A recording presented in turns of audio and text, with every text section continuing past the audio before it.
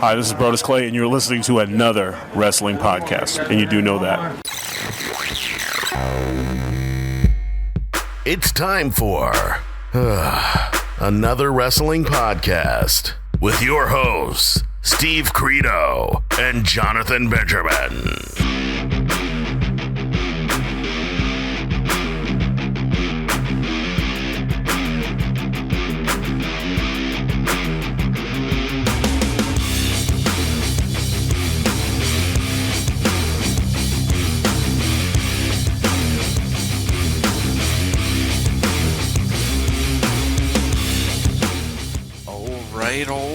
All right, Jonathan.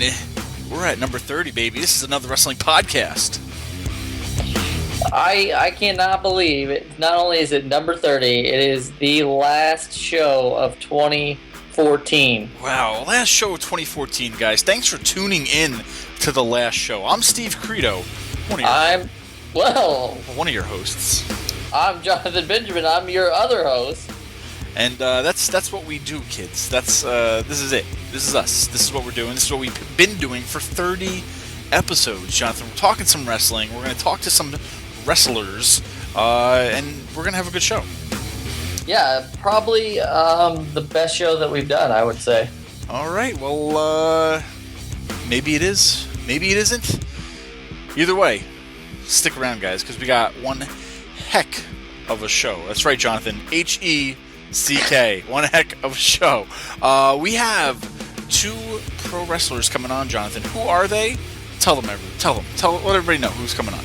Well, these are two guys that are a huge inspiration. I think they are amazing athletes and just people in general. They are the Handicapped heroes, Zach Gowen and Gregory Iron. That's right, guys. The Handicapped Heroes, they're doing something unique now. Something that really nobody else can do, kind of, but them right now. And I give them the utmost credit, the utmost respect for doing what they do, because I don't know if you've seen some of their videos lately online or on YouTube or whatnot, but it's hilarious, and I can't wait to hear for what they have to say. So, guys, stick around. They're going to be coming up in a little bit. But, Jonathan, this is our last show of the year. The last show of the year, man. We did 30. Do you have any New Year's resolutions? What can people expect in the new year from us? I don't know. I think that from us, they should expect, and we will deliver on it, is just more shows, bigger names. We've done 30 shows so we have 52 at least to do next year. So we have obviously started partnerships with FWE Wrestling, also Northeast Wrestling. So you can expect to see us at a bunch more live events. And I think resolution-wise, for me personally, is just to keep getting better and more entertaining. That's right. We're pretty much taking over, Jonathan. It's easy to say that. I mean, we started off in Rhode Island. We're going to head back there in June for the FanFest 5 this year. We're going to be out there interviewing. We're going to be doing live shows out there. FWE, we're going to be going to Queens. We're going to be going to some FWE events in the city. We're going to be going all over to Northeast Wrestling events and a lot of other independent places and so on and so forth, Jonathan. We're going to be all over, hitting the convention floors, hitting, anything and everything. I mean, the sky is the limit this year for what we have in store with another wrestling podcast. We're more than a podcast. I mean, we're becoming another wrestling show, if you will. I mean, we're developing, Jonathan, day by day. Yeah, we are a conglomeration of wrestling, and I wouldn't have it any other way. Something that you can tell everybody who's listening today is that we will be live in living color in Poughkeepsie, New York, at the WPDH Man Show. That's right, and he's not even reading it off the screen, kids. He memorized that. The WPDH Man Show. It's happening on Royal Rumble Day. I'm not going to even give you the date, but whenever you know when the Royal Rumble is, that's when it's happening. It's the end of January. Make sure you head on out there. We're going to be talking to maybe some wrestlers, maybe some ladies, maybe some, I don't know, anybody and everybody. We're going to be doing it live. We're going to be talking wrestling with some of the fans coming out there. It's not a wrestling show, Jonathan, so if you guys are headed to the Man Show, it's more than wrestling.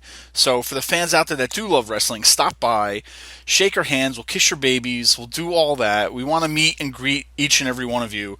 Jonathan likes hugs. Make sure you hug him. I will also kiss your hand and shake your baby if you're into that. Shaken baby syndrome. Yes. Where else could you get that but another wrestling podcast? Because guys, we're going all over in the new year, Jonathan. I mean, this is the end of 2014. Hello 2015 tomorrow. The next day. But wow. We did a lot this year, Jonathan. A lot of wrestling stuff, a lot of things that we never really done before, and we're only growing from here. Pretty much is what we have to say, I guess. Yeah, I want as far as resolutions for our fans, I think that the biggest thing for me is I want you to all get involved, get more involved.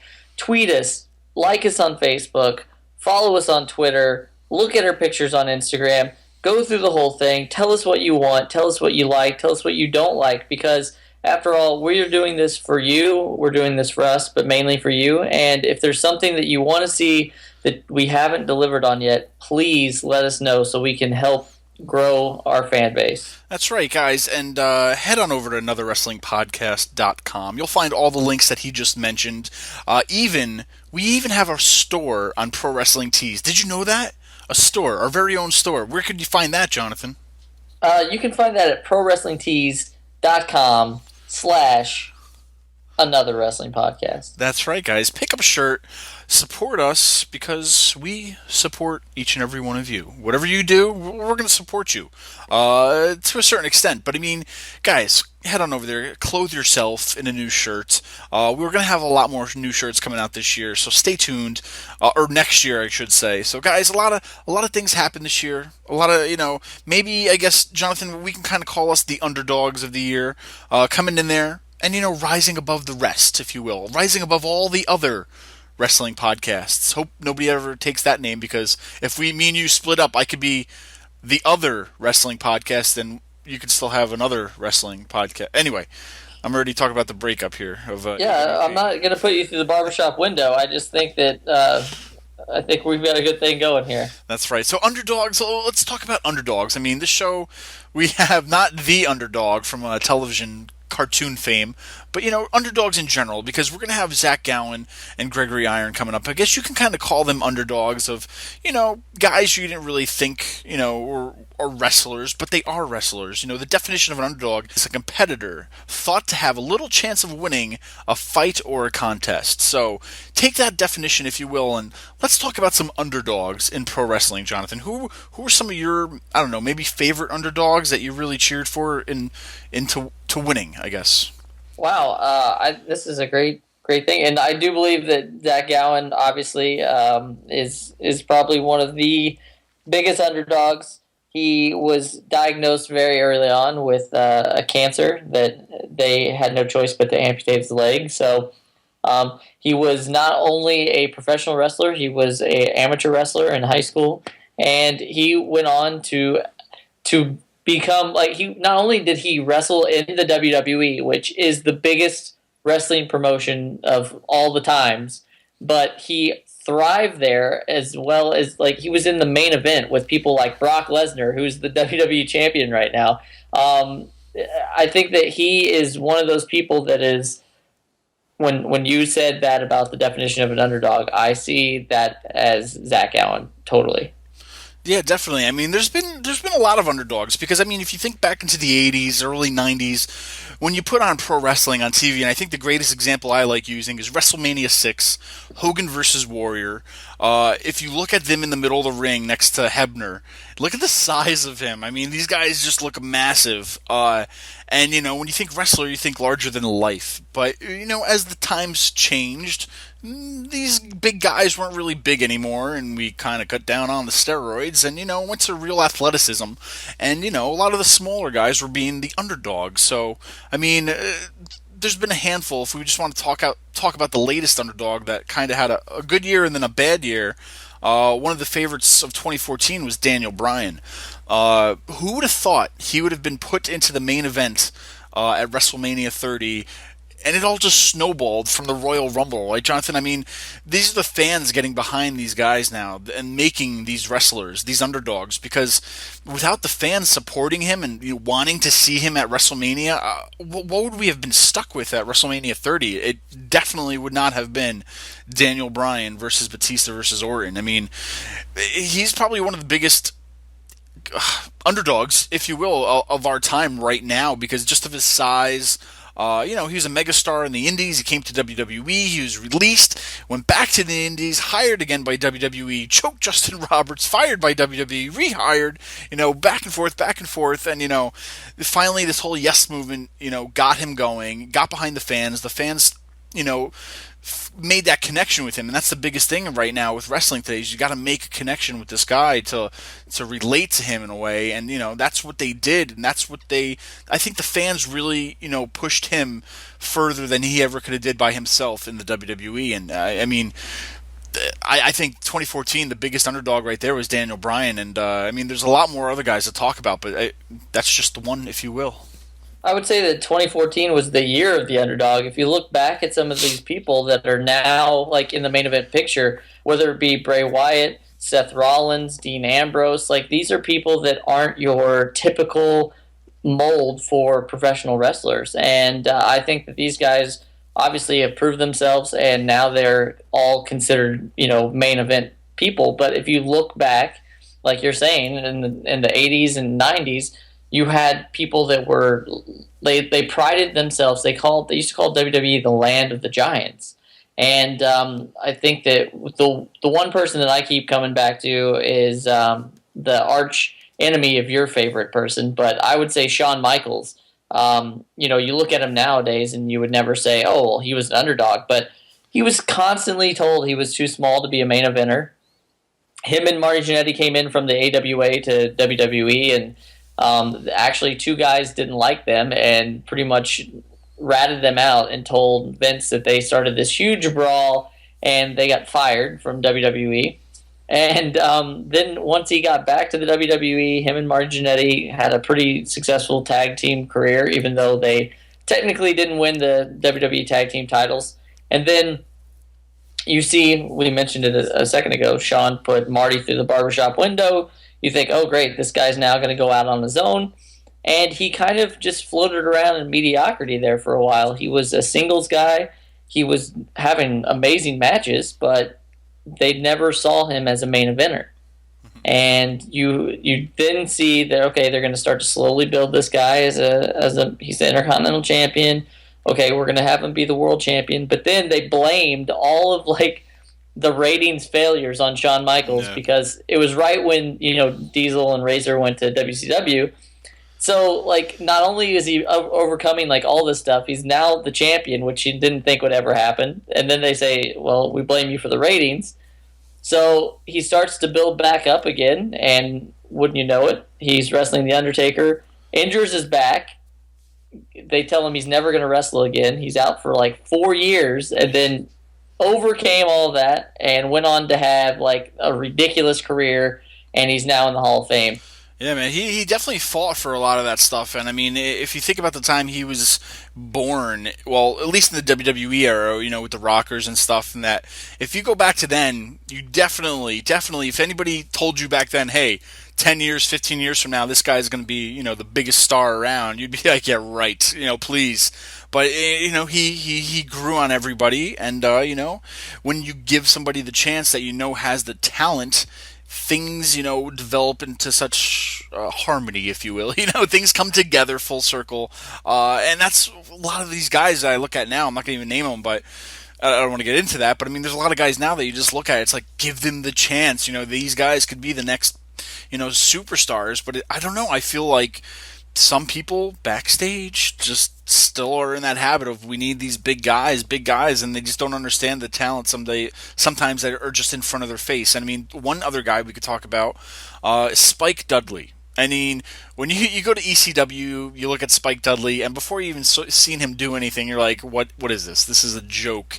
But just having this small guy beat the big giants, with the acid drop and all that stuff, it was entertaining. It was hilarious. It was fun to see the small guy, beat these big guys up. I mean, he always went after, he went after everybody, but I mean, it was fun to see him doing it to the big guys. But he was just an entertaining guy in ECW, and you know what I mean. Like for him being this underdog of this guy's never going to amount to anything. It's still they still put him in a good place to be like, hey, I may be little, but I sure have a lot of fight in me. You know what I mean? And I mean, I don't want to get too much into him because I know it's Spike Dudley, but I mean, still, he was a small guy. He took a lot of punishment, and he could still come out today and make a crowd pop for just doing the Spike Dudley stuff. So I don't know. I mean, he's just one little guy. I mean, he didn't have the Shawn Michael the career, but I mean, just another underdog, if you will.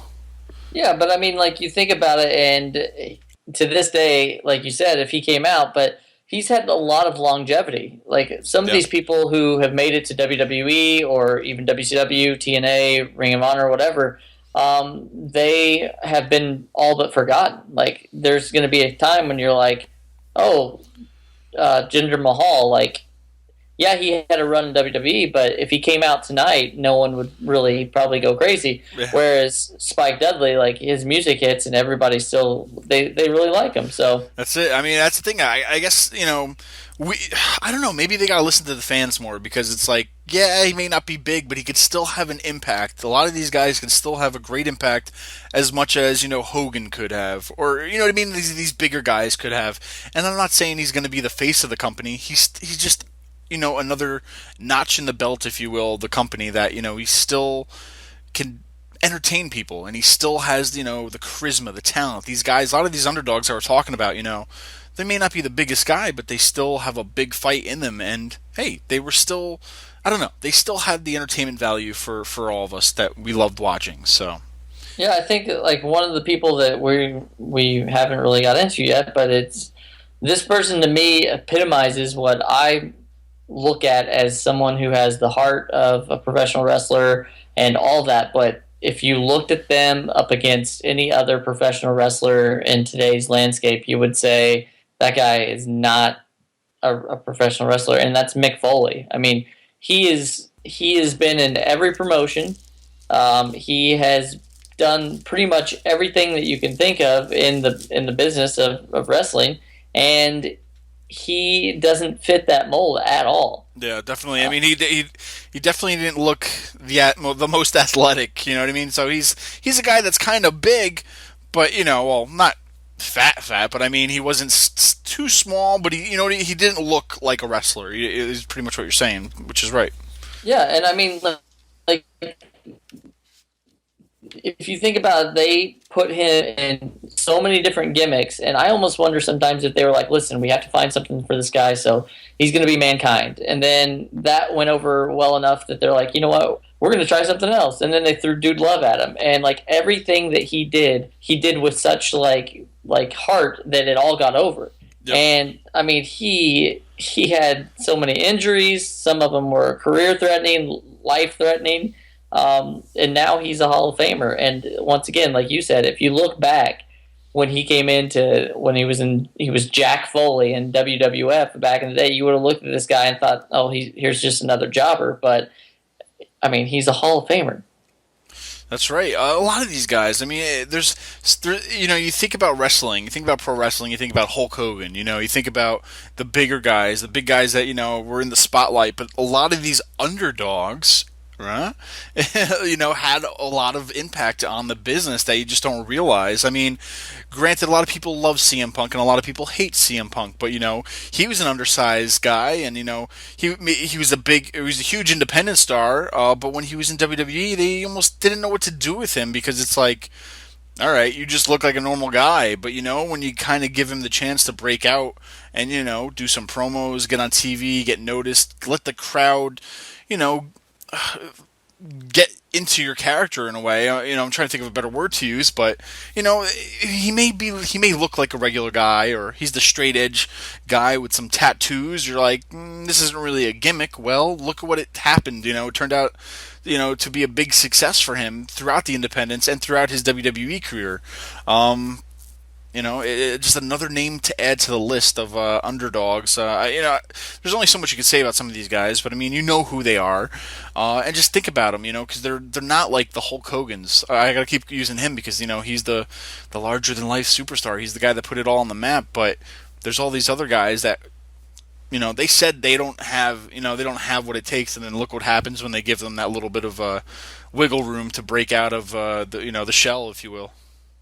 Yeah, you look at, like, let's say you talked about CM Punk, that's more current, but if you look back to, 5, 10, I would probably now going on 15 years, if you look at Rey Mysterio, that guy, in Mexico, they have a different style there. So they do lucha, and obviously they're more geared to that style. But in America, prior to really ECW, no one had really seen that style. So you get somebody, like, look at the normal people that are in the current WWE roster right now.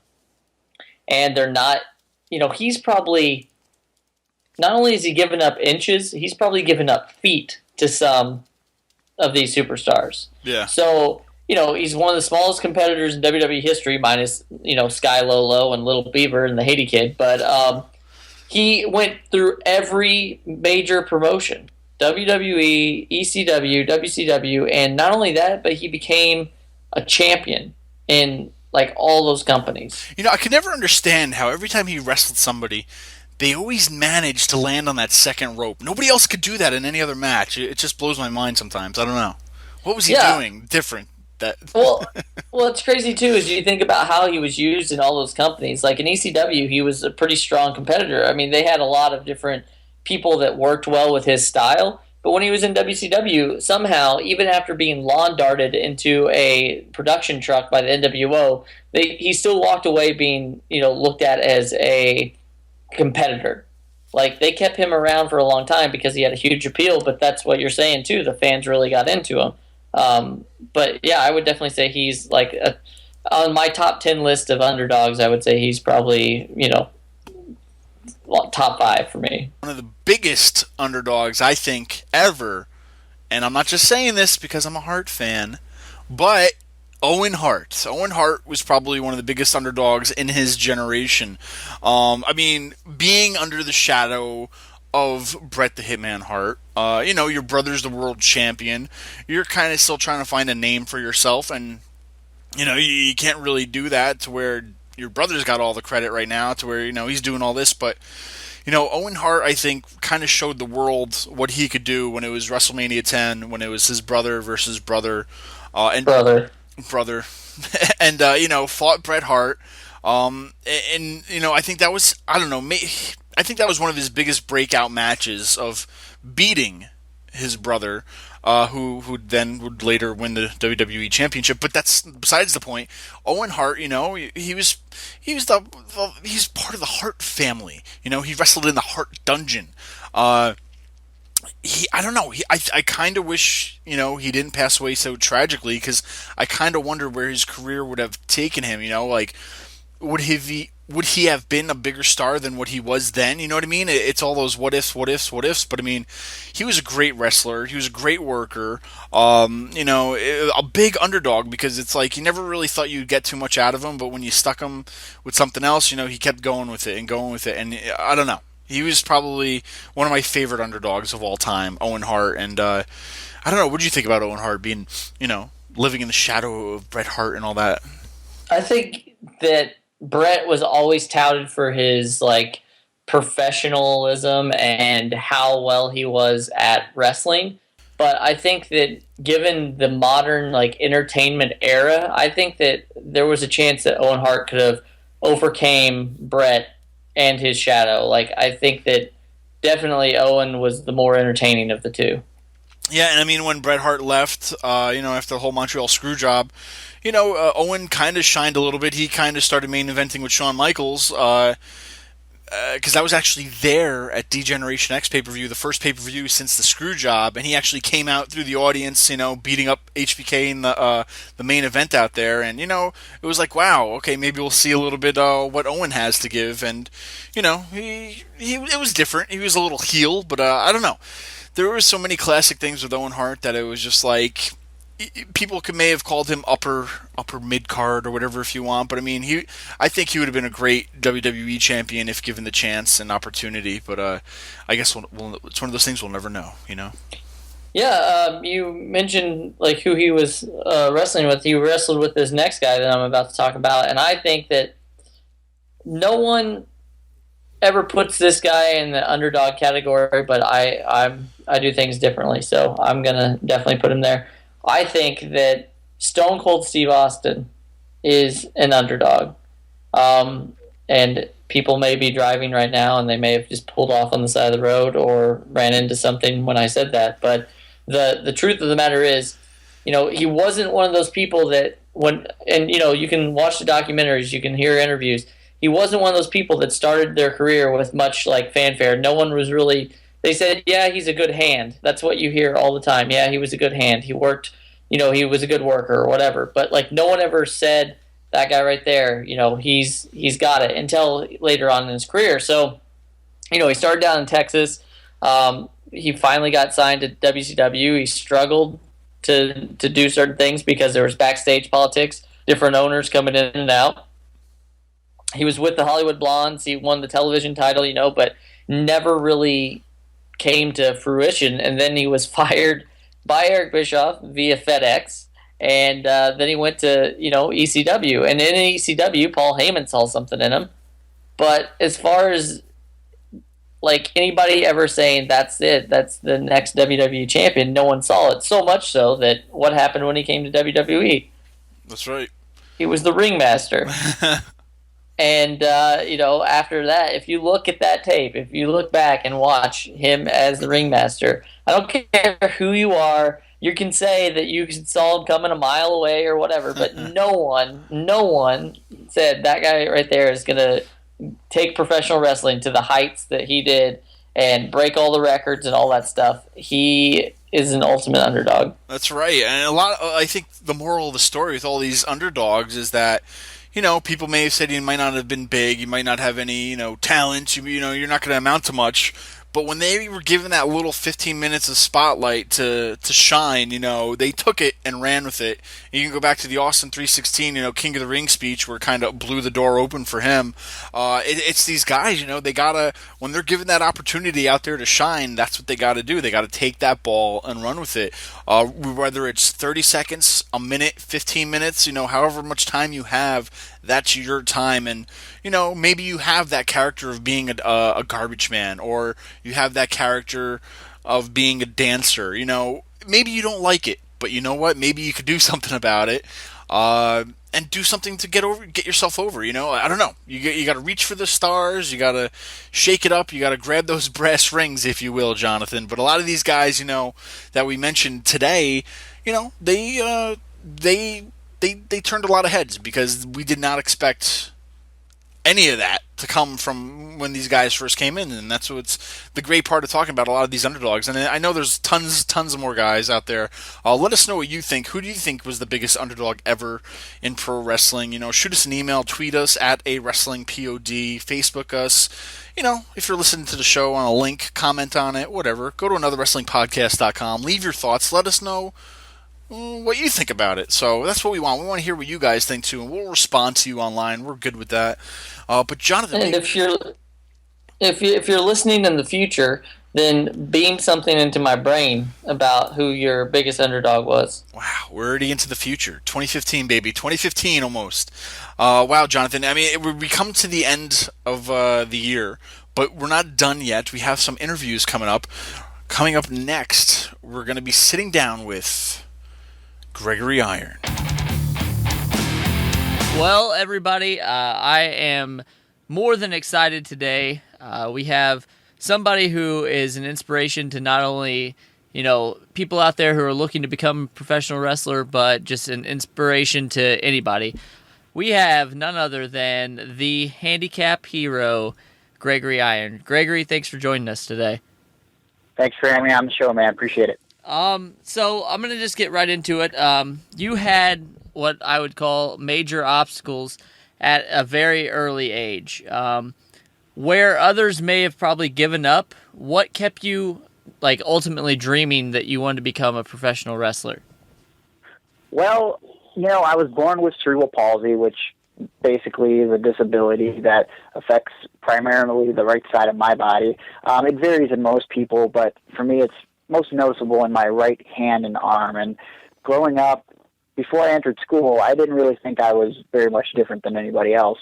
Once I started to get around kids more, that's when I started to realize, I guess I am a little different. Because, I liked all the same things that I thought kids liked, like Ninja Turtles and Power Rangers and, playing with toys. And I didn't see myself as any different than anyone. And, once you enter school and you're around kids all the time and the bullying begins, then you get to see that, I guess, everyone's different and not everybody accepts people for their differences, especially when they don't understand them. So you combine that with, my home life that I had, which, I grew up with a very abusive physically and mentally mom, and sometimes my dad wasn't the best either. My mom was very heavily addicted to drugs and alcohol, and so, being around that type of stuff all the time, it gives you a very negative vibe, a very negative energy, and it could easily pull a kid down, and they could use that as an excuse for the rest of their life to go down the wrong path. Luckily for me, I had things to focus my time and energy on, like I enjoyed writing and drawing, but the one thing that was the most powerful motivator for me, more than anything, was professional wrestling. And it was something that I found as an escape. If things were going bad at home, if we were being evicted, if kids were bullying me at school, I could turn to professional wrestling on Monday night or Saturday morning or Sunday morning or pop in a VHS tape. And, I could forget about all my problems and I could get lost in these larger-than-life superheroes for me. Some kids have Batman, Superman, Spider-Man, and obviously I was into all those things too, but for me there was no greater superheroes than the guys that I saw on WWF television, like Hulk Hogan and Bret Hart and Shawn Michaels and Macho Man Randy Savage and Jake the Snake Roberts. Like, those guys were my heroes, and they were my inspirations to kind of make me keep going and sort of see that, there is a light at the end of the tunnel, and you can overcome odds if you work hard and you stay dedicated to the things that you truly care about. Okay. Now, at what age did you decide, this is it, professional wrestling is what I'm going to do? It was one of those things where I just kept getting more and more obsessed with wrestling. Like, it was something that, when I was in elementary school and middle school, it was kind of one of those things that I think my parents thought, and I also kind of subconsciously thought was, I would just grow out of this at some point. And it wasn't something that I was trying to do or something, but I just thought, at some point you just kind of, you grow out of wrestling. But I just kept getting deeper and deeper in it, and reading more magazines and watching more tapes and reading more in-depth wrestling websites and learning insider information. And I thought I was the smartest wrestling fan in the world, like every kid that goes online nowadays thinks. And I just kept getting deeper and deeper, and it got to the point where, because of my disability, I never really thought, hey, I could be a wrestler, but my friends kind of implanted in my mind, well, maybe you could do something else in wrestling. Maybe you could be a commentator, or maybe you could be a writer, because we were figuring out that people wrote scripts for wrestling and stuff. And so I started gearing my energy towards things like that. And, I was studying tape and, commentary and just trying to soak up all the information I could. For some reason, I had the thought process that, guys like Jim Ross and Tony Schiavone literally memorized all of the information that they were spewing out on Monday nights. And so I thought, okay, I got to memorize who won every Royal Rumble, and I got to memorize the whole card of WrestleMania 17 and blah, blah, blah, crazy stuff like that. So whereas now today, I'm, almost a walking encyclopedia of useless wrestling knowledge from 10 and 20 years ago. So because of that drive that I had to somehow be a part of wrestling. But when I was about 16, I saw Zach Allen on TV, on SmackDown. And obviously, Zach wrestled with one leg. And when I saw that, I think it was the first time that I kind of stopped and went, holy crap, like maybe this is possible. And it wasn't that much longer after that I started lifting weights. And, again, I wasn't really thinking, okay, I'm going to be a wrestler. I started lifting weights and I got a bench because I asked my dad, because secretly I wanted to try to get the attention of girls. It wasn't because I was like, now I'm going to be a wrestler. But it was subconsciously in the back of my mind somewhere because I saw Zach, and I kept lifting weights more and more often, and eventually got to the point where I was going to WWE shows and I started going to independent events, and it would start out where I was just having a good time and enjoying myself, but then there would always come this point like halfway through the show where I almost got like depressed feeling, like watching these guys in the ring. And I don't know what show it was, but it just came over me all of a sudden. I thought to myself, like, I really want to be in there. Like, I wish that was me.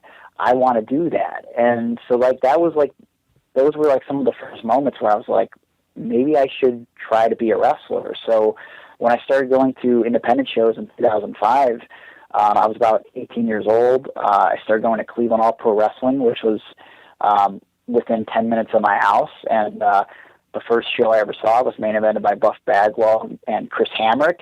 JT Lightning was promoter. I talked to JT Lightning.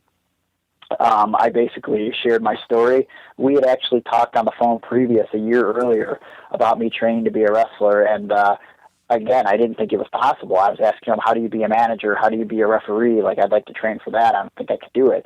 And he was actually the first person that kind of encouraged me to, like, just come into school and try. And it still took me a year to get there because I was so afraid that I was going to try to do something that I loved so much and fail. And I was worried that, what if I fail at this and I think of wrestling differently? Like, what if I hate wrestling? And I didn't want to hate wrestling. So it's just all of these feelings and emotions that, you're feeling when you care about something so much, and especially when you're a teenager and you're growing up and you're trying to figure out who you are and what you're going to become. Like, there were a lot of crazy emotions going through within my brain at 18 years old. And, when I first started training in 2006, it was scary. But doing that tryout and getting my ass kicked was the first steps, and it hurt. But I kept going back because I wanted to get better and I wanted to succeed. And to be quite honest, because of high school and the way kids treated me and the way my parents treated me sometimes and told me, I wouldn't be able to do any of the dreams I wanted to do, I had a chip on my shoulder and I wanted to prove people wrong.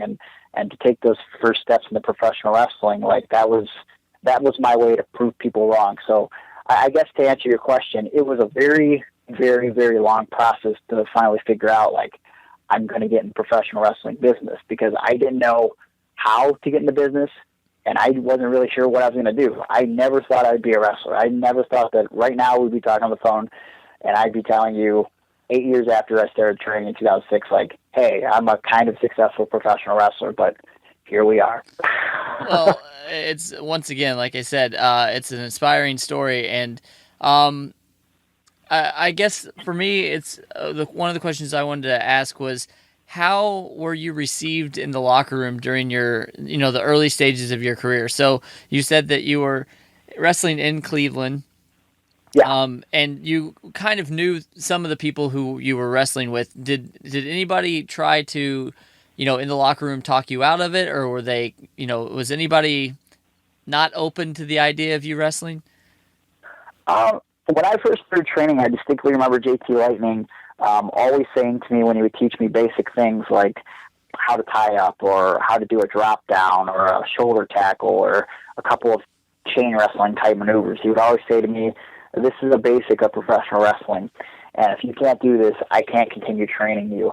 And that always scared the crap out of me, because I was afraid that, like, man, if I can't do this one simple little thing, JT's going to stop training me. And I didn't want that to happen. So if we did something basic and I couldn't figure out how to do it the conventional way, I'd find a different way to do it, because I didn't want to be told I can't train anymore, because that was going to be failure, and I didn't want to fail.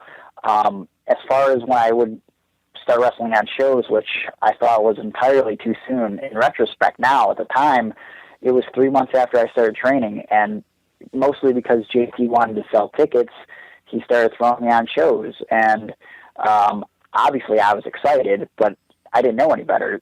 Looking back at it, I wish I would have got like a year or two more of training before I got thrown out there. But when I was in the locker room, I was just a shy, quiet kid. But when I warmed up I was cocky, and I had that chip on my shoulder, and I talked a lot of trash, and I got on the wrong side of a lot of people. And it took a couple months for a guy by the name of Josh Prohibition to kind of pull me aside and tell me, hey, man, a lot of people don't like you. And if you keep acting the way you're acting, you're going to get blackballed from doing anything in wrestling before you even get anywhere. You need to stop telling people what you can do, and you need to show them what you can do. And I think that was the first wake-up call that I really had, because I respected Josh Prohibition so much. He was one of the first indie guys I looked up to. Him and M-Dog, Matt Cross, like I saw them on the Backyard Wrestling video game, found out they were from Cleveland, so like those guys were like huge role models for me and idols. And so like to have Josh pull me aside and basically say, hey, you're an asshole, that was kind of a wake-up call. And from there on out, like, I started shutting up and doing what I had to do to show people, even if I have this disability, even if I'm 5'4", I'm going to be a good wrestler. I'm not going to have to tell you. I'm going to show you. Now, you kind of touched on this, but because of your disability, did you find it harder to have people that wanted to work with you in the ring? Were people like shying away from that, or were people just, accepting of it?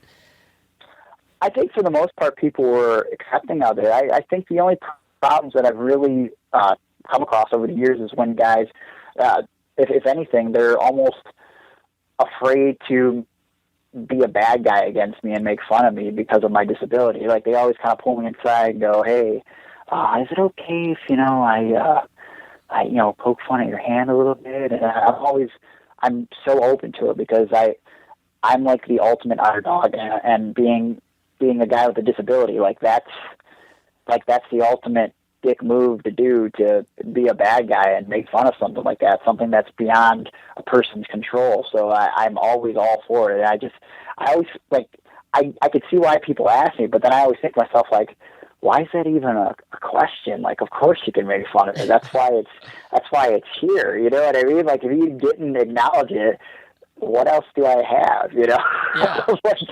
I mean, not to take away from my athletic ability, because I think I'm okay, and I think I'm okay with storytelling, and I've got some cool things that I do. But for the most part, like, the big story is the disability, and if you ignore something that I think to most fans is obvious and is right there, you're kind of selling yourself short, and you're selling the story short. Okay, now it's 2014. You mentioned you've been in the business now for about 8 years. Can you give me your highest and lowest point that you've achieved so far in professional wrestling? Wow. Well, I've had a lot of high points, and I'm very fortunate for that. I'm grateful at this point that I can make decent money in wrestling. It took me 5 or 6 years before I was able to do that. And not a lot of guys can make decent money on the independent level, and especially, I'm not a guy who's with some of the bigger companies like Dragon Gate or Ring of Honor, or I'm not even with Chikara anymore. But I've somehow been able to carve out a niche for myself where I'm getting constant work, and I'm teaming with a guy like Zach Allen that 10 years ago I looked up to and never even imagined that I would share the same ring with him. So it's like it's awesome that I get to make money professional wrestling. And, obviously the thing I did with CM Punk and Cole Cabana back in 2011, like that really pulled my story out and into the mainstream and really brought my story to the forefront. And, that got me in Sports Illustrated and on ESPN.com and on Fox News in New York. So like that was crazy. I've had great matches with great guys like M-Dog that, again, I looked up to before I got into wrestling. Johnny Gargano, who helped train me. And, I look up to you so much and has become one of my best friends. And, I've got to wrestle guys like Greg the Hammer Valentine and Tracy Smothers. And I wrestled Zach Allen one-on-one. And there's just there's so many guys. Rhino, there's so many guys that I would have never in a million years thought, like, hey, I not only will I wrestle these guys one day, be able to hang with them, and I I've been able to say that I could do that, despite my affliction, despite the thing that everyone said was going to stop me from living my dream. So I guess that to me is a high point. As far as low point, I mean, I've honestly never stopped to think of the lowest point in my wrestling career, but I mean, there was a lot of sacrificing in those first years.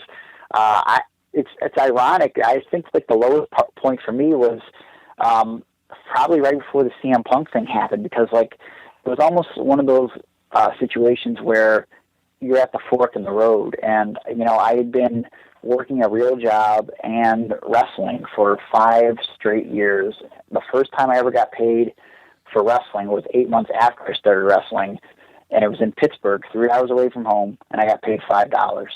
And I was so happy to make $5. But it started getting to a point with 5 years later where, $5 paydays and $20 paydays and the occasional big $40 or $50 payday and no gas money, it wasn't cutting it. Mm-hmm. And it was, and I just lost my job in real life. So right before the CM Punk thing, that was in July of 2011. May of 2011, I have no job, and I'm still wrestling every weekend for no money. And I'm trying to figure out, man, what do I do? Like, I only did like half a year of college to go try to be a wrestler because I didn't want to live in regret. And I was doing it, but I wasn't making the money at it. So it's like, it was one of those situations like, geez, like, what's my next move? And I almost canceled that booking in Chicago where the thing with Punk Cabana happened. And it's just crazy to think about because I didn't have money to get there.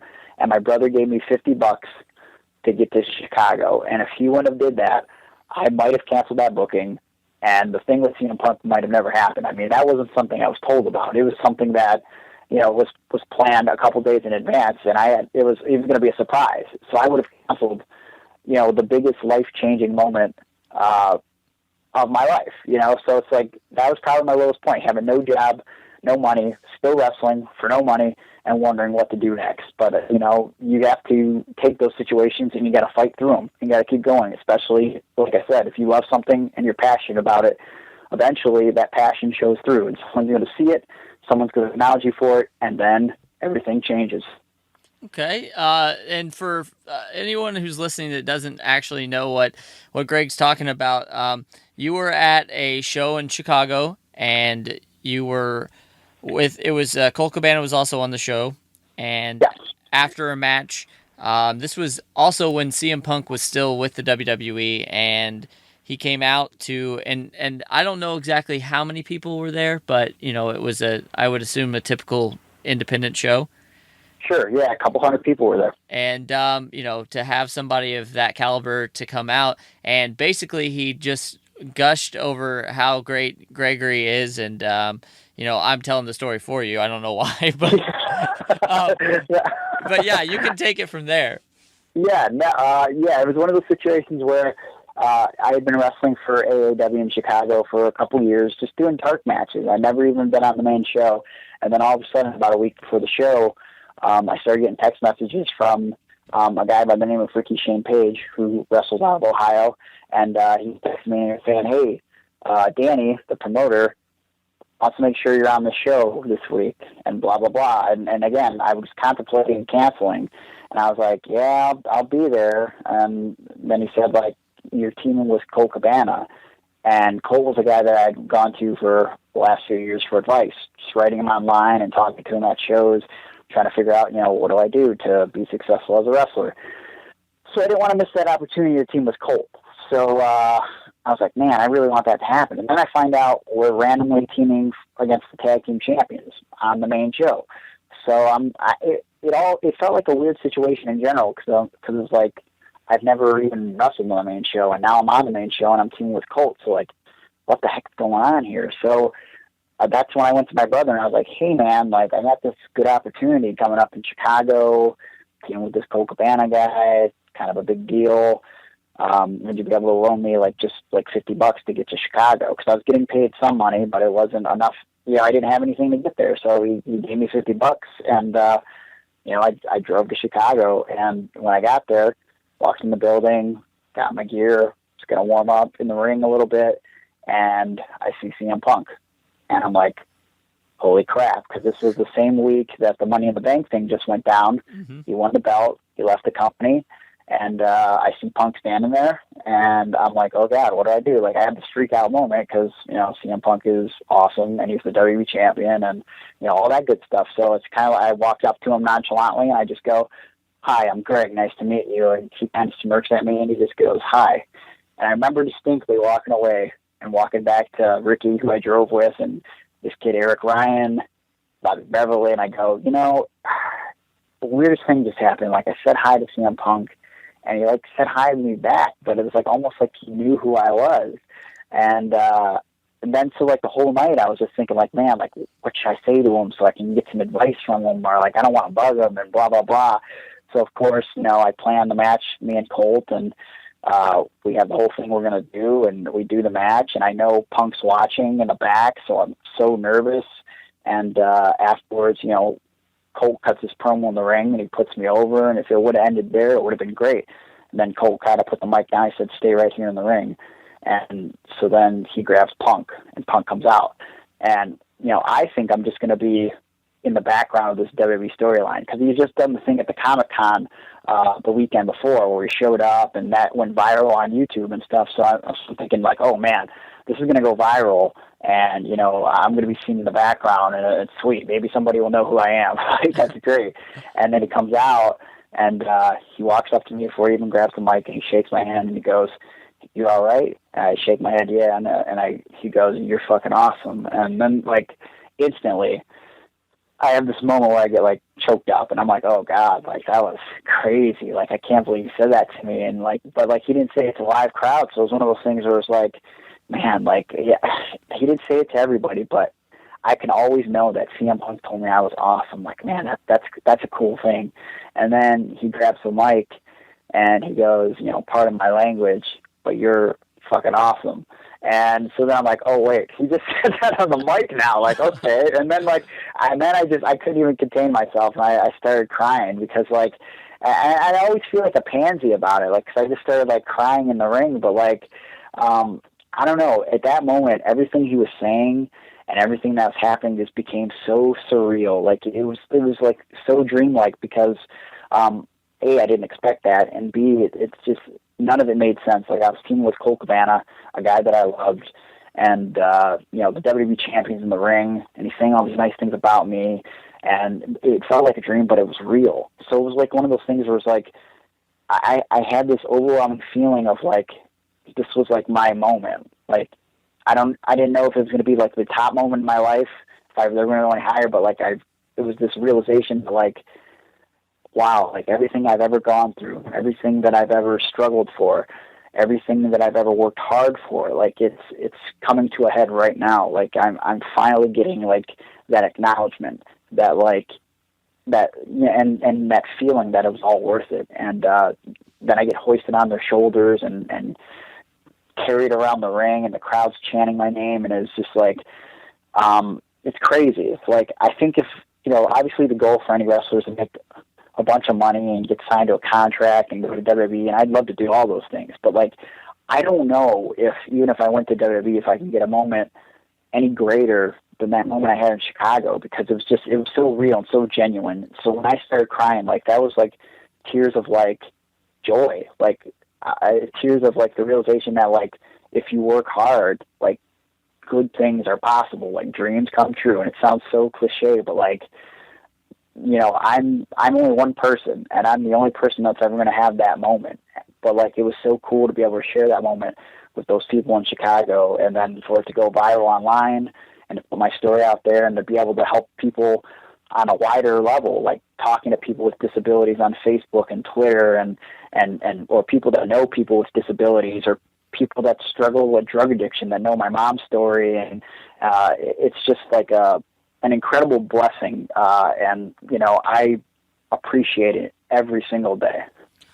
Once again, and most of this is I've seen the video on YouTube and all kinds of places, so you should definitely check it out if you haven't seen it, because it's just it's one of the most real emotional moments that I've ever seen. And I'm like you, I've watched professional wrestling forever, so sure. Now we're gonna get into real quick the formation of the Handicapped Heroes with you and Zach Gowen. you guys teamed up and you take on pretty much anybody and everybody out there today. Earlier, when I spoke with Zach, I asked him this question, and I want to see if you guys match. So Okay. I said, who is your dream tag team opponents? Oh God. Currently wrestling or just in general? Just in general. Holy crap. Wow.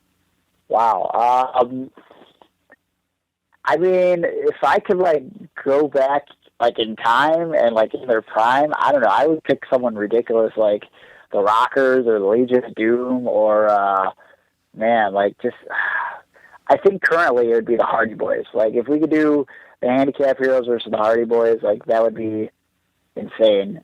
We've actually got to know Matt really well and Jeff a little bit over the past couple of years, and they've been so cool and so helpful in helping spread the word of the Handicapped Heroes and what we're trying to do.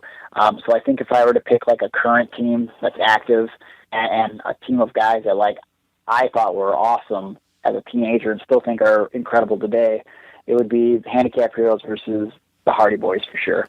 Okay, now you guys were pretty close on that, but he said the Young Bucks.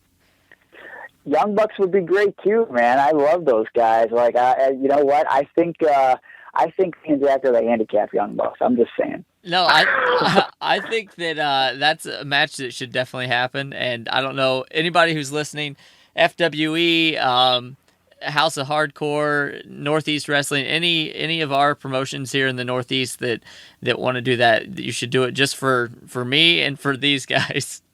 Yeah, and you know what? Zach Allen has a heck of a super kick. You got to see it. He was dropping some really, really awesome puns earlier, so I'm sure he was. He'll appreciate that. Now WWE has their own anti-bullying campaign called Be a Star. It's been noted that you were a victim of bullying yourself. Sure. What advice would you give someone who may be suffering from bullying today, or was in similar situations as you? Man, you know what? The difference between when I was coming up and today with bullying is, when I was a kid, I get bullied at school. I get bullied when I was out in public. But then I could go home and the bullying would stop. I didn't really, the internet was still in its infancy. I didn't really have a computer. I definitely didn't have a cell phone. And we didn't have cell phones with internet. The things with kids now is, you can go home, but the bullying doesn't end. It keeps happening on Facebook and Twitter and via, phone calls and text messages and the internet in general. And it's just, sometimes it seems like there's no escape, but for any kid out there who's currently getting bullied, all I could say is you've got to realize that eventually it ends. And whatever your situation is now, it eventually gets better. You just got to wait. And sometimes the waiting's the hardest part. But, I wasn't the coolest kid in school. And I don't think I'm still the coolest adult, to be quite honest. But I think that, I always have these moments where I've done so much more than I ever thought I could do. I tricked myself into being successful almost. Because, I started out as this, cocky punk kid with a chip on my shoulder because everybody made fun of me. So it was I was out to prove the world wrong. And, I would tell people I'm going to do this. I'm going to be successful. I'm not a dork and I'm not a loser and I'm not just some dumb cripple and I'm going to live my dream and I'm going to do everything that you say I can't do. And somewhere along the way when that stuff started happening because of how driven I was and how hard I was working and how I stopped paying attention to the critics and the bullies. And it started happening. It was almost oh crap, I'm actually doing this. And it's almost you kind of have those moments every now and then where you're man, I didn't even think this was possible. And so for any kid that is going through problems right now, you have to understand that you're not always going to be in the same exact situation that you're in right now. Things change, people change, and you grow up. You're not always going to have those pimples on your face, and you're not going to always going to have to wear a pair of glasses. You'll be able to get contacts, and you're not always going to wear the worst clothes. You can get better clothes, and at the end of the day, if some of that stuff doesn't change, it doesn't matter. You have to learn to love and accept who you are. People come up to me all the time, and especially like religious folk, and they'll always say to me, like, if I could somehow change your hand for you and like make it better, like I would. And I always say to them, I wouldn't want you to change it. I wanted so desperately not to have this messed up arm when I was a kid. But as I got older and I got to understand like the importance of my disability and like what I could do with it and how I could share my story with people and motivate people and how it essentially helped me become a wrestler, I wouldn't change this disability ever. And I'm so grateful that there was nothing that could be done to fix my disability, because I went to the doctors and I tried to figure out, surgeries and things of that nature to get it changed, and there's nothing that could be done. And I'm so glad that it can be fixed. And I wouldn't fix it for anything in the world. You have to be happy with who you are, because you're the only you. You're never going to completely change. You're the same heart, you're the same soul, and you're always going to be that same soul. So you have to grow to love that part of you and embrace it and make the best of it. Okay. Once again, I hope that anybody who's listening can, get online and look up some more about Gregory Iron and Zach Allen, both for that matter, because they're truly inspirational people. Lightning round. You are inspiration to many people. Who is your biggest inspiration? Right now, it would have to be, there's two people. There's Zach Allen, and then I legitimately mean that, even though we poke fun at each other, Zach Allen, and I have a beautiful girlfriend, Mary, and she's very positive and supportive in everything I do, and, I couldn't ask for a better person in my life. Okay. When life hands you lemons, you... make lemonade, or put it in my water and not make lemonade, because that's not enough for just lemonade. Who is your favorite wrestler of all time? Hulk Hogan. Okay. That's who I grew up with, the Hulkster. Okay.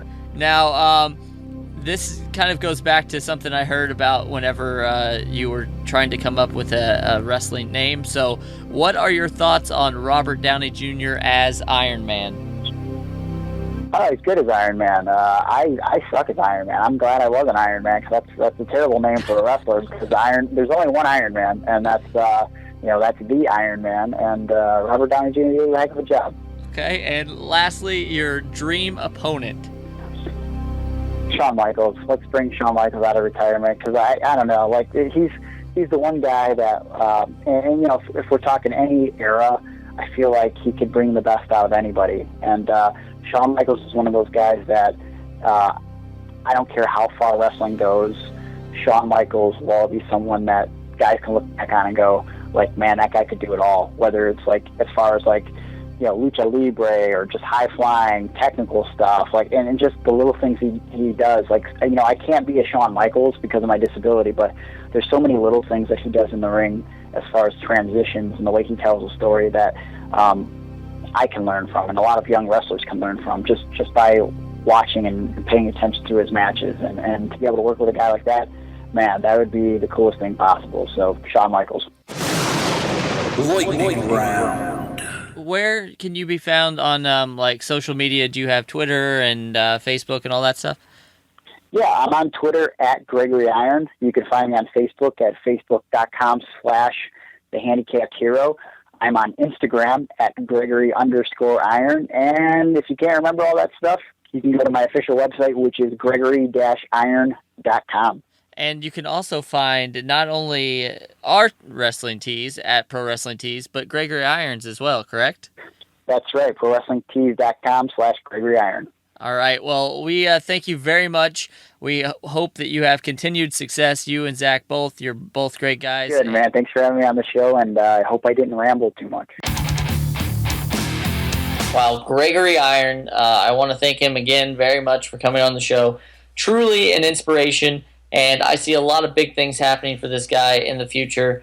He seems to be just in a great place in life. He hasn't let his handicap define who he is. He's using it to his advantage, and I wish nothing but the best for this guy. That's right. But speaking of handicap heroes, joining us right now is the other half of the handicap heroes. That's Zach Gowen. Zach, thanks for being on the show. Hey, thanks very much. I put the leg in legend. Yes. And my career path, I wouldn't recommend to any aspiring wrestler my career path, which was I hit its peak 6 months in, and then I burned it to the absolute ground about 5 years in, and then I've been crawling and fighting ever since. But I'm happy to say that I'm at a place of peace, and I've never been happier where I'm at now. So it's nice to talk with you, and thank you for the interest in my story. No, absolutely. Now, for anybody out there that doesn't know, I'm going to just briefly tell everybody that Zach Gowen, at a very early age, it was 8 years of age, if I do say so, you were diagnosed with cancer, and they had to amputate your leg. That's correct, yeah. Okay. So the wrestling business is hard enough to get into, if you have no obstacles, but you had a ton. So what kept you going when, other people would have just stopped? Well, it was my love for professional wrestling and what it meant to me as a child growing up. See, wrestling provided a much-needed escape growing up, and you touched on one part of my childhood. I didn't have the best upbringing in the world. Obviously, losing a leg to cancer will do that. But also not. My dad took off. When I was 4 years old, and I grew up just kind of feeling left out and not feeling like I quite fit in anywhere. Mm-hmm. But all of those feelings just left when I would watch wrestling. And so it's something that I have a deep-seated love and respect for. And that, most people or most guys, when they grow up, like their love of wrestling kind of goes away with their age as they grow up. But for me, it just intensified. So when there was an opportunity to actually get in the ring, I hopped at that chance because, and it was the stars and planets all lined up because I was the right size. I was athletic, and I had a drive and determination to be good, plus my love of wrestling too. So it all came together.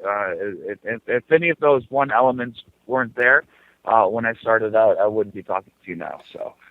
So that makes me very, very appreciative of the business for sure. Absolutely. Now, at what age did you decide that you were going to be a pro wrestler?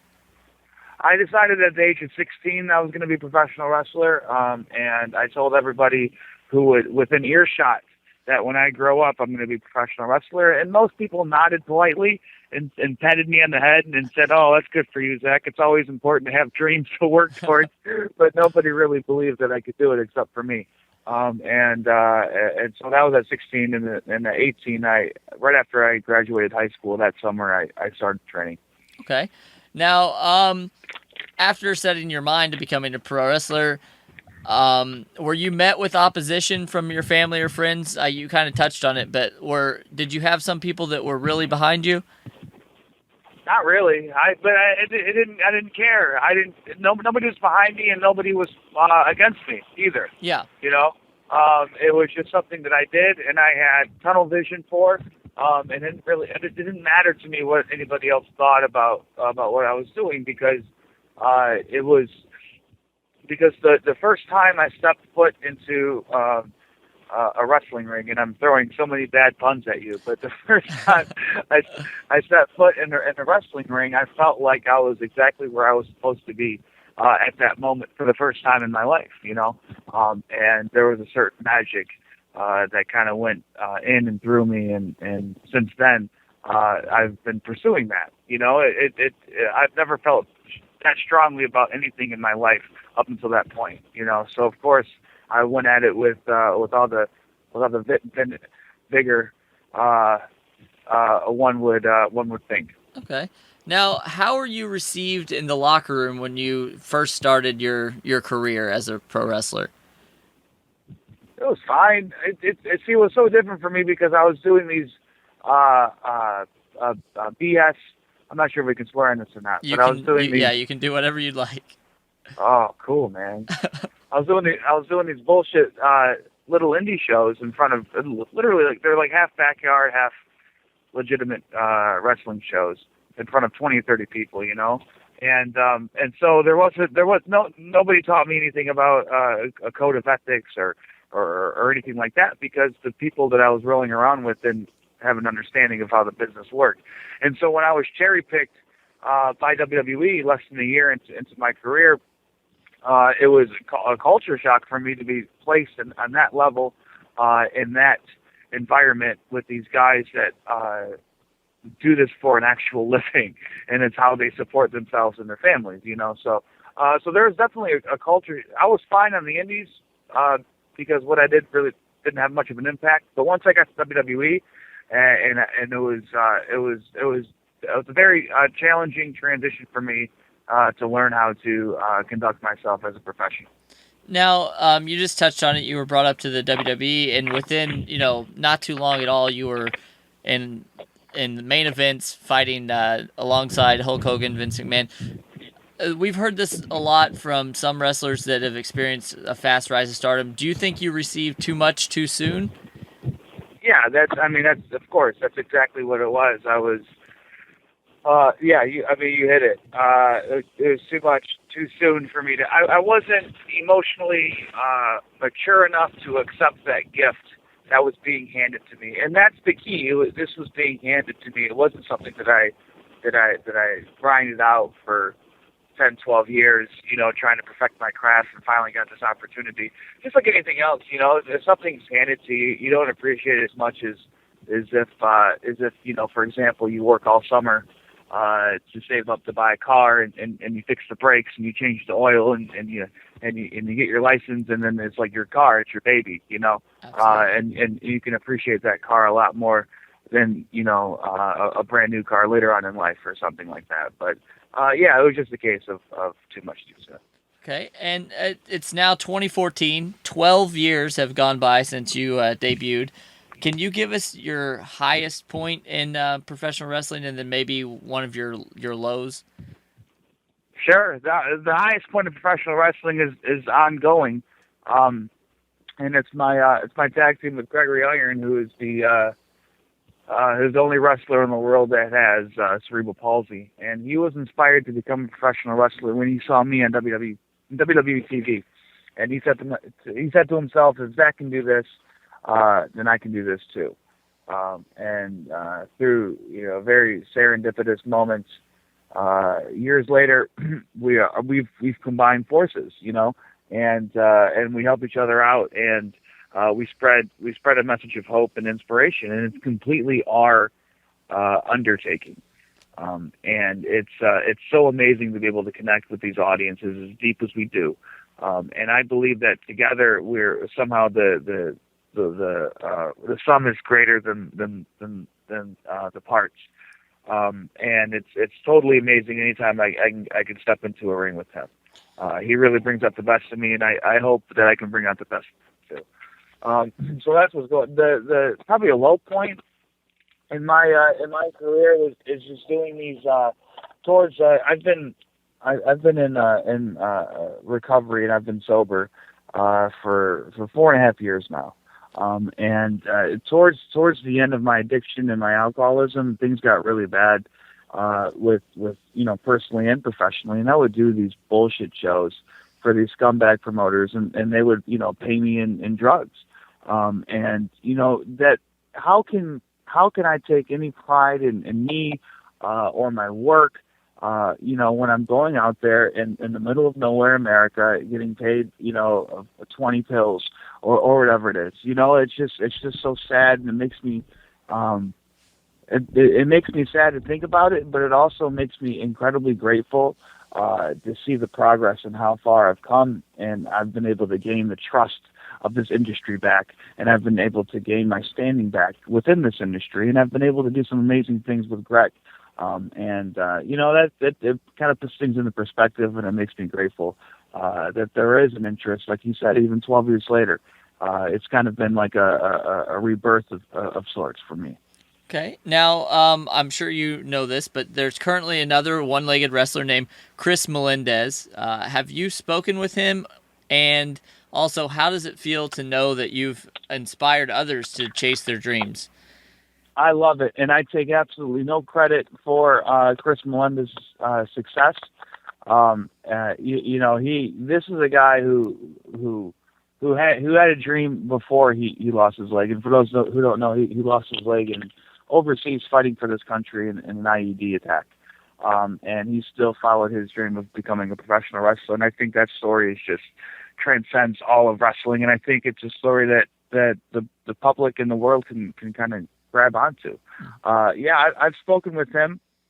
I don't know him. I've never met him face to face, but he seems like a really nice guy. And I think it's absolutely awesome that he's chosen this career. And again, I take absolutely no credit in his success. I wish him all the best, and that door is open. If that door is absolutely open, if he has any questions, comments, concerns, any advice, I can kind of pass along my experience down to him. I'd be more than happy to do it. That's amazing. Now, you just mentioned the handicap heroes. You and Gregory Iron team up to take on pretty much any and every team out there today.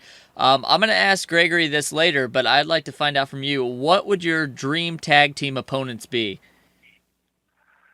Well, I'll give you two. How about this? I would say our dream tag team opponents would be the Young Bucks at WrestleMania. Oh, wow. Yes. Yeah. That would be, because here's the thing, man. I obviously the Young Bucks are the best thing in professional wrestling right now, bar none. And they are and that's what every tag team in the world should be aspiring to be. They should aspire to create, to be at that level of success those guys have attained. And they're so inspirational to me because they've done that without the backing of WWE or TNA, right? They've done it strictly independent, and they've made themselves the hottest action wrestling. And so it's to me, like they wrestle they wrestle the way that I enjoy watching. I enjoy watching that style of wrestling, and they do it the best. And so I would say, the Young Bucks for sure. And I said WrestleMania because that would be the biggest platform, and that would be the biggest paycheck too. So as a 31-year-old father, I'm always looking. I'm trying to save up for college here for my son. So, I would say the Young Bucks. Lightning round. You are an inspiration to many people. Who is your biggest inspiration? My biggest inspiration, I'm going to give you 4 names, and those 4 names are Sabu, Rob Van Dam, and Jeff and Matt Hardy. Awesome. When life hands you lemons, you... When life hands you lemons, you throw those lemons right back at life. Okay. Favorite wrestler of all time? Sabu. Who is the coolest Zach, other than yourself, of all time? The coolest, Zach Morris. Okay. And lastly, your favorite match that you were ever involved in? Favorite match I was ever involved. I would say the wrestling the Big Show. That was huge for me. And there was a cool moment after that match where the crowd is just so behind me, and there's such a deep connection there where for the first time in my career, and again my career was probably a year at that point, a year's worth of matches, I felt that this could be something that I could do for a very long time because this is really good, but I want it to get better. Lightning round. Okay, and lastly, where can you be found on? Everybody's got social media and stuff today. Is there anything that you're excited you want to tell us about? Yeah, I'm going to be all over the East Coast the next few months, man. That's what it really, like, a lot of, which is kind of neat for me because I've wrestled everywhere except for the East Coast. So, okay. So for the next few months, I'm all up and down the East Coast, from Rhode Island, New York, New Jersey, places like that. So all of it can be found at ZachAllen.com, and of course Twitter, Facebook, and all that stuff. Okay. That's pretty much it for our interview today. We want to thank you very much for coming out. Thank you, man. Thanks for having me, and again, thanks for the interest. Zach Gowen, ladies and gentlemen. Once again, another great guy. Fun to interview. You can see he has some fun with his disability and has some good leg jokes. We look forward to seeing both of these guys in June. Steve will be at the New England Pro Wrestling Fan Fest in Providence, Rhode Island. That's right. Guys, Zach, Gregory, thanks for joining us today. We really appreciate your time. It was great talking to them, and I really hope that these underdogs get a chance on the bigger spotlight. So WWE, if you're listening, give these guys a call. They know what they're doing. You know what I'm saying? So, guys, thanks again for joining us. But Jonathan, this ends our 2014 year right now. 30 shows. We did a lot. We started in June, and wow, 30 shows since June. We've been rocking it pretty hard. Yeah, I can't wait for. Like I said, I'm hoping that we do at least 52 shows next year. We hope so too, guys. Wow, 2014. A lot has happened. If you guys are just tuning in for the first time ever, start all the way back at 1, go to 2, make your way to 3, and so on and so forth. There's a lot of shows that you missed. They're evergreen shows, right, Jonathan? Meaning everything we're talking about, we're not trying to talk about Raw. We're not trying to talk about SmackDown or TNA. We're trying to talk topics. So, if you missed an episode, feel free to go back. It's still fun to listen to because we're still talking about a topic that will never die. In a certain extent, but that's what Another Wrestling Podcast is. That's what AWP is gonna be doing in the new year. We're gonna have a lot more interviews coming up, and especially this week, Jonathan. We're also doing another show this week. You know why? Why? Because it's 2015 Friday or Thursday, tomorrow. If you're listening to this today, it's tomorrow, and if you're listening to this next week, that's where we already outdated ourselves. But guys, 2015, our first show we're gonna have on. Who are we gonna have on, Jonathan? I got to toss it to you. He's a Canadian.